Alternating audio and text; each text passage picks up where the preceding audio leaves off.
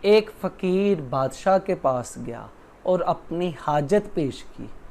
جواب میں بادشاہ نے اپنی حاجت پیش کر دی اور اس سے پیسوں کا سوال کیا اور کہا کہ میری مدد کرو۔ بیچارہ فقیر حیران و پریشان رہ گیا۔ آخر بادشاہ کو ایک سکہ دیکھ کر چلتا بنا اور کہنے لگا، عجیب بادشاہ ہے جو دینے کی بجائے لیتا ہے۔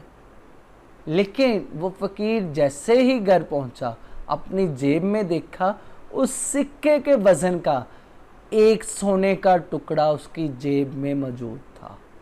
دوستو، اللہ پاک کا بھی یہی معاملہ ہے۔ جس چیز کی آپ کو ضرورت ہوتی ہے، اللہ پاک کہتے ہیں وہی چیز لوگوں کو دینا شروع کر دو۔ انسان حیران ہوتا ہے، یہ کیا معاملہ، میرے پاس تو کچھ نہیں۔ انسان کی عقل جس چیز کا ادراک نہیں کر سکتی، وہ میرے اللہ پاک کی ذات ہے، جو ہمیں ہماری ذات اور ہماری عقلوں سے پرے ہو کر ملتی ہے۔ ایک عربی کا میں نے ایک سچا واقعہ پڑھا۔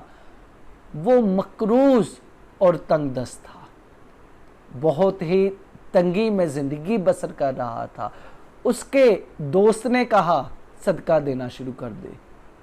اس نے کہا، عجیب آدمی ہو، میرے پاس اخراجات پہلے پورے نہیں ہوتے اور تم کہہ رہے ہو کہ میں صدقہ کروں۔ خیر، آخر اس نے اپنے دوست کی بات مان ہی لی اور بہت ہی مختصر عرصے میں اس کی تمام محتاجی دور ہو گئی، اس کے قرضے ختم ہو گئے، معاشی تنگ دستی کی بجائے خوشحالی آ گئی۔ دوستو، یہ ہے میرے اللہ پاک کی ذات، جو ہمیشہ ہماری ذات اور ہماری عقل سے پرے ہو کر ہمیں ملتی ہے۔ تو پیارے دوستو، یاد رکھیں، اللہ پاک سے معافی چاہتے ہو تو لوگوں کو معاف کرنا شروع کر دیں۔ رزق چاہتے ہو تو لوگوں کو رزق دینا شروع کر دو۔